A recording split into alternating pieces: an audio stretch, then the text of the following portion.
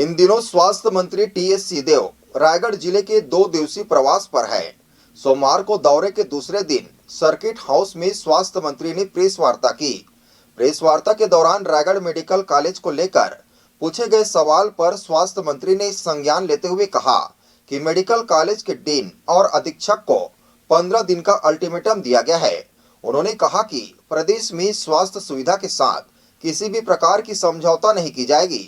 शीघ्र ही डॉक्टरों की कमी पूरा किया जाएगा और प्रदेश के जांजगीर कवर्धा जिले में मेडिकल कॉलेज की स्थापना की जाएगी। उन्होंने कहा कि कांग्रेस सरकार ने 3 नए मेडिकल कॉलेज खोले हैं। इससे न केवल मेडिकल पढ़ाई करने वाले छात्रों को लाभ मिलेगा, बल्कि कुशल चिकित्सकों की सेवा क्षेत्रवासियों को मिलेगा। तो सब कुछ हाई कमांड के ऊपर निर्भर करता है। किसी भी दल में मैंने यही देखा है कि हाई कमांड का जो निर्णय है वो अंतिम है। बाकी जो बातें हैं वो संभावनाओं के तहत या चर्चाओं के तहत रहती हैं, लेकिन निर्णय जो है हाई कमांड का होगा वही अंतिम होता है। लगातार प्रयास किए जा रहे हैं कि गुटबाजी न हो, आज भी गुटबाजी जितनी कम हो उतना अच्छा है पार्टी के लिए। वो निराश होंगे। वो अगर मेरे भरोसे बीजेपी आगे बढ़ रही है तो बहुत निराश होंगे। लगातार सर्वे चल रहे हैं जीत के प्रति जो विधायक है, जो हार वाले हैं, उसको लेकर क्या सोच रहे हैं आप? लगातार कांग्रेस कमजोर हो रही है कि कुछ कमजोर? समीक्षा एक सतत प्रक्रिया है और अपने तरफ से पहल ऐसे होते हैं, कुछ लोग पहल करते हैं कि भाई सचेत कर दें कि कहाँ क्या कमी है, क्या कमी नहीं। और राष्ट्रीय स्तर से भी पार्टी हमेशा समीक्षा करती रहती है, राज्य स्तर पे भी समीक्षा होती रहती है।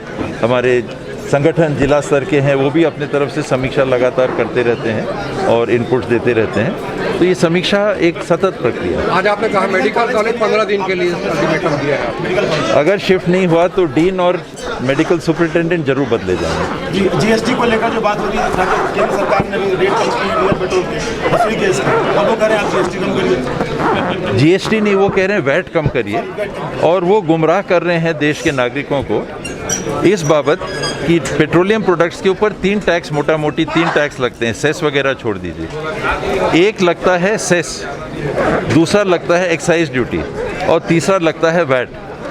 वैट जो है वो राज्य सरकार की आमदनी होती है। जो एक्साइज ड्यूटी है वो केंद्र सरकार के आमदनी में जाती है, जो केंद्र और राज्य सरकार 41%, 42%, 58% के हिस्से में शेयर करती है।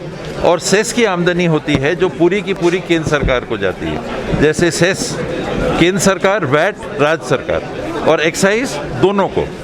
तो दोनों के हिस्से को कम करके केंद्र सरकार अगर ये कह रही है कि हमने कम कर दिया, अब राज्य सरकार कम करें, तो वो गुमराह कर रहे हैं। अगर वो सेस को कम करते जो प्योर उनकी आमदनी है और फिर कहते कि राज्य सरकार वैट को कम करें, तो बात जायज़ होती। तो हमारा हिस्सा तो केंद्र सरकार स्वयं अपने निर्णय से कम कर चुकी है। उनको ये नहीं कहना चाहिए, इस तरह से गुमराह नागरिकों को नहीं करना चाहिए। जी, कल 1.5 साल सीतारमण ने कहा है कि हमने सिर्फ केंद्र का हिस्सा दिया है, सफाई दी है। केंद्र का हिस्सा कैसे दिया है? एक्साइज जब करता है, जीएसटी जब लगती है तो उसमें सीजीएसटी भी है, एसजीएसटी भी है, उसमें आधा आधा तो होता नहीं है। ये कैसी सफाई है? गुमराह ना करें। सीतारमण जी भी कई बार ऐसी। रायगढ़ से सुरजीत कौर की रिपोर्ट, ACN 24।